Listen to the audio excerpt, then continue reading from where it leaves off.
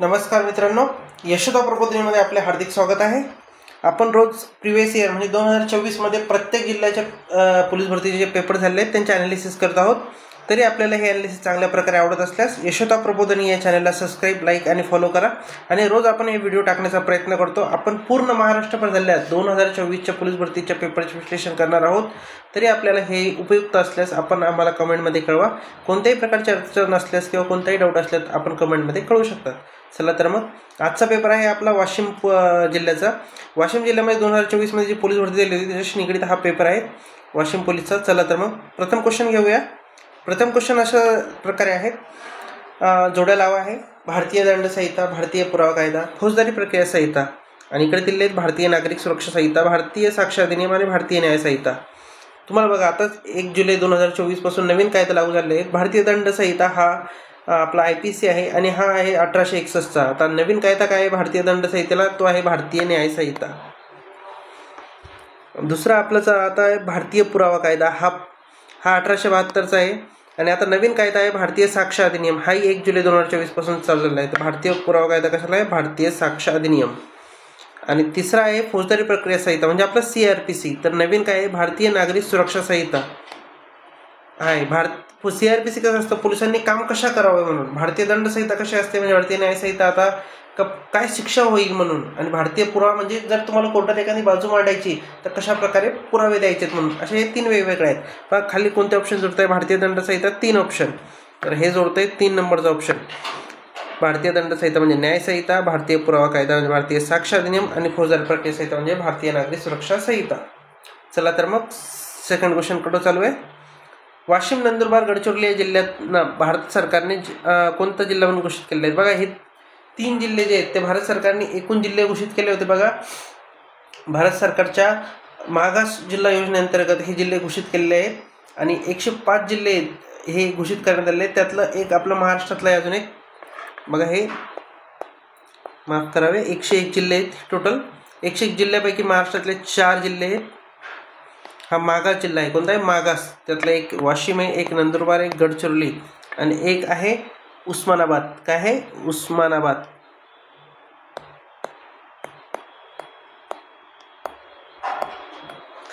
हा पेपर वाशिम जिल्ह्याचा आहे त्याच्यामुळे हे क्वेश्चन आलेले आहेत। ज्यावेळेस तुम्ही नंदुरबार जिल्ह्याचा, गडचिरोलीचा किंवा मराठवाड्यातील कोणत्या जिल्ह्याचा पेपर येईल त्यावेळेस तुम्हाला मागास जिल्हे कोणते विचारले जाईल। तर 4 जिल्हे महाराष्ट्रातले, एक वाशिम आहे, एक नंदुरबार, एक गडचिरोली आणि एक उस्मानाबाद आहे। 4ही तुम्ही लक्षात असू देणं गरजेचं आहे। तुम्हाला वेगळ्या प्रकारच्यावर क्वेश्चन येऊ शकतो। 101 जिल्हे एकूण आहेत, यांच्याकडे विशेष लक्ष हे केंद्र सरकारचं आहे आणि यांच्यातला जो ग्राउंड लेवलचा विकास आहे तो करण्याचा प्रयत्न केंद्र सरकार करत आहे। चला तर मग समोरच्या क्वेश्चनकडे। भारत हे कोणते राज्य आहे, बघा घटक राज्य, केंद्रशासित प्रदेश आणि संघ राज्य हे 3 तुम्हाला ऑप्शन दिले आहेत। वरीलपैकी सर्वत्र तुम्ही चूकच करून टाका। केंद्रशासित प्रदेश हेही नाही। केंद्रशासित प्रदेश कसे असतात, जिथे केंद्र शासनाचे म्हणजे एखाद्या राज्याचे शासन न चालता डायरेक्टली केंद्र शासन चालते त्याला केंद्र शासन म्हणतात। म्हणजे भारत हे पण नाही आहे। घटक राज्य पण नाही आहे। तर भारत काय आहे, हे संघ राज्य आहे। संघ राज्य व्यवस्था आहे भारतामध्ये। आपल्या प्रत्येक राज्यामध्ये समजा राज्यांचा कायदा वेगळा आहे, केंद्राचा कायदा वेगळा आहे, राज्यांना वेगवेगळ्या सुविधा देण्यात आल्या आहेत। या निमित्ताने भारत का हा संघ राज्य आहे, हा राज्यांचा संघ असा आपला राज्यघटनेमध्ये उल्लेख केलेला आहे। इथे संघराज्य हा शाब्दिकरित्या घ्या, पण जर तुम्हाला राज्यघटनेतला उल्लेख कोणी विचारला तर तो राज्यांचा संघ असं सांगा, काय राज्यांचा संघ। चला तर मग चौथ्या क्वेश्चन कसला, राष्ट्रपतीचा कार्यकाळ किती वर्षाचा असतो। बघा राष्ट्रपतीचा कार्यकाळ किती वर्ष असतो, तर राष्ट्रपतीचा कार्यकाळ भारतामध्ये हा 5 वर्ष असतो आणि राष्ट्रपतीचा बघा 35 वर्ष वयोमर्यादा आहे। म्हणजे 35 वर्षाचा कोणताही व्यक्ती जो संसदेमध्ये निवडून येण्यासाठी पात्र असतो त्या व्यक्तीला राष्ट्रपतीची निवडणूक लढवता येते आणि तो 5 वर्षाचा कार्यकाळ असतो आणि तो पुनर्नियुक्तीसाठी म्हणजे कितीदाही तो पुनर्नियुक्तीसाठी पात्र असतो, म्हणजे तो कितीदाही परत निवडून येऊ शकतो।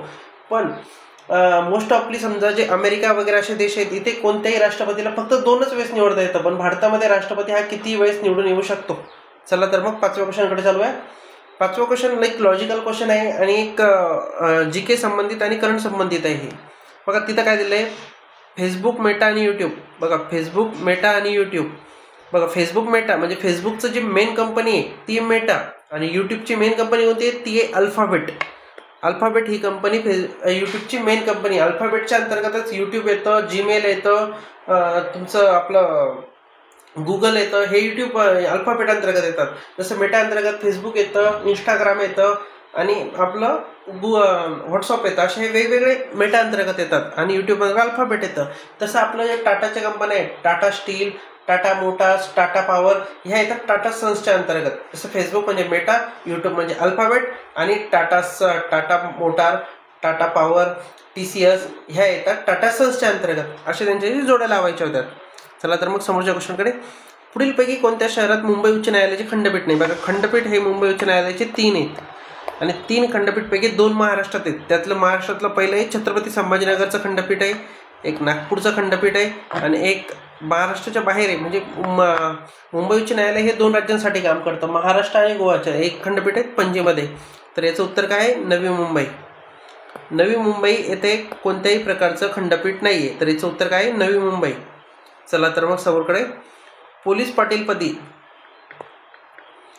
पाटीलपदी नियुक्ती होण्यासाठी किमान किती उत्तीर्ण असावे लागतं? बघा, एखाद्या व्यक्तीची जर पोलीस पाटील म्हणून नियुक्ती करायची असेल तर तुमच्या जाहिराती वगैरे निघतात, तशा पोलीस पाटलाची जाहिराती निघतात, आणि ती तहसील म्हणून ते नियुक्ती करत असतात. तर त्याची कमीत कमी किती असा होतो? 10वी पास असावा. 10वी पास व्यक्तीची पोलीस पाटील म्हणून नियुक्ती करता येते. चला तर समोरच्या क्वेश्चनकडे. राज्यातील पोलीस प्रशासनाचे कार्य कोणत्या विभागांतर्गत चालते? बघा, राज्य शासनामध्ये एक मंत्रिमंडळ असतं, आणि या मंत्रिमंडळामध्ये वेगवेगळे विभाग असतात. त्या विभागांतर्गत प्रशासन काम करत असतं. आणि या प्रशासनामध्ये बघा, जर तुम्ही महसूल म्हटला तर कलेक्टर ऑफिसचे कर्मचारी काम करतात. जर तुम्ही पाटबंधारे विभाग म्हणता तर तो जलसंपदा अंतर्गत काम करतो. तुम्ही अर्थ व सांख्यिकी म्हटलं तर त्याच्या अंतर्गत जर तुमचे जे अर्थसंकल्प वगैरे तयार करणारे कर्मचारी ते काम करतात. जर तुम्ही समाज कल्याण म्हटलं तर तुमचे समाज कल्याणशी निगडीत काम असतात, ते हॉस्टेल वगैरे येतात. जर शैक्षणिक खातं म्हणलं तर अंतर्गत शाळा येतात. तर तसं पोलीस प्रशासनाचे कार्य कोणत्या विभागात चालते? तर ते चालते गृह मंत्रालयाअंतर्गत. आणि सध्याचे महाराष्ट्राचे गृहमंत्री आहेत देवेंद्र फडणवीस, हे लक्षात असू द्या. चला तर मग समोरचा क्वेश्चन. आपण वाशिम जिल्ह्याचा पेपर बघतोय, तर हा स्थानिकचा क्वेश्चन आहे वाशिमचा. वाशिम जिल्ह्यातून किती किलोमीटर हिंदू हृदय सम्राट बाळासाहेब ठाकरे समृद्धी महामार्ग गेला? बघा, हा समृद्धी महामार्ग हा किती किलोमीटर गेला आहे वाशिममधून? बघा, समृद्धी महामार्ग हा 97.5 किलोमीटर गेला आहे, पण आपल्याला इथं ऑप्शनमध्ये काय 98 किलोमीटर हा वाशिम जिल्ह्यातून गेला आहे. किती? 98. आणि त्यातल्या कारंजा आणि रिसोड या तालुक्यातून गेला आहे. कोणता? कारंजा आणि रिसोड. लक्षात असू द्या, कारंजा आणि रिसोड मधून गेला आहे.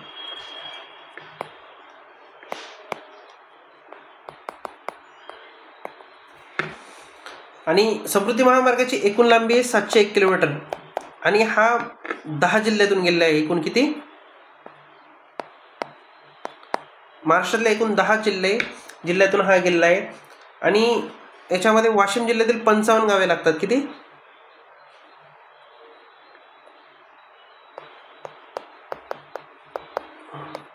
हेही लक्षात असू द्या की समृद्धी महामार्ग एकूण किती जिल्ह्यातून गेलेला आहे महाराष्ट्रामध्ये? तो 10 जिल्ह्यातून गेलेला आहे, आणि त्याची एकूण लांबी महाराष्ट्रामध्ये 701 किलोमीटर आहे. किती? 701 किलोमीटर त्याची एकूण लांबी आहे, आणि तो 10 जिल्हे आणि 26 तालुक्यातून गेलेला आहे. किती? 26 तालुके. लक्षात असू द्या. चला तर मग समोरच्याकडे. एक तुम्हाला घटनाक्रम लावायचा आहे. इतिहासाशी निगडीत 4 घटना दिलेल्या आहेत, आणि या 4 घटनांचा तुम्हाला घटनाक्रम लावायचा आहे. बघा, खालील घटना काय आहे? प्लासीची लढाई ही कधी झाली आहे? ही झाली आहे 1757ला. दुसरं काय आहे? पानिपतची तिसरी लढाई ही कधी झाली आहे? 1761ला. असहकार चळवळ हे कधी झालं आहे? 1920ला. चौथं काय आहे? भारत छोडो हा चळवळ हे कधी झालं आहे? 1942ला. तर लावायचा क्रम घटनाक्रम. पहिले काय येईल? 1 नंबरला प्लासीची लढाई, 2 नंबरला येईल पानिपतची लढाई, 3 नंबरला येईल असहकार चळवळ, आणि 4 नंबरला येईल भारत छोडो चळवळ. बघा, 1, 2, 3, 4 हे त्याचं उत्तर आहे. चला तर मग लक्षात असू द्या. समोरचा क्वेश्चन. 1857चे स्वातंत्र्य समर हा ग्रंथ कोणी लिहिला? बघा, 1857 स्वातंत्र्य समर हा ग्रंथ कोणी लिहिला? हा लिहिला होता वि.दा. सावरकर, म्हणजे विनायक दामोदर सावरकर जे आहेत त्यांनी हा ग्रंथ लिहिला होता. आणि याच्यासोबत त्यांनी मॅझनीचं आत्मचरित्राचे मराठीमध्ये भाषांतर केलं होतं. हे 2 पुस्तकं त्यांचे एकत्र आले होते, आणि खूप गाजले होते. जोसेफ मॅझनी होता, त्याचं हे आत्मचरित्र होतं.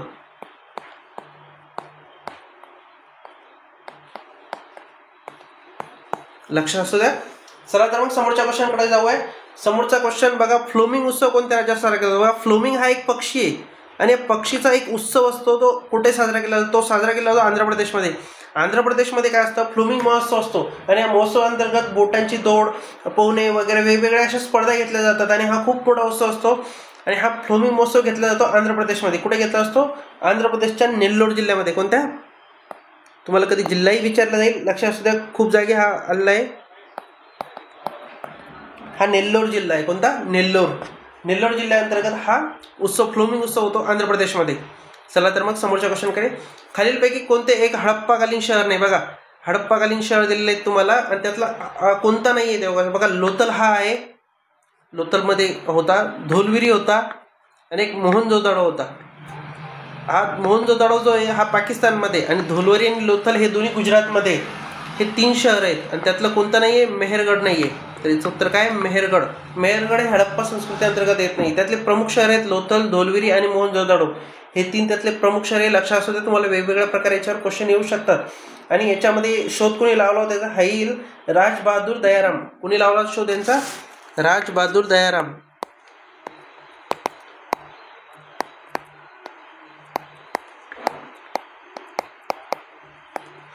राजबहादूर दयाराम यांनी हडप्पा संस्कृतीचं संशोधन केलं आहे. चला तर मग समोरच्या क्वेश्चनकडे.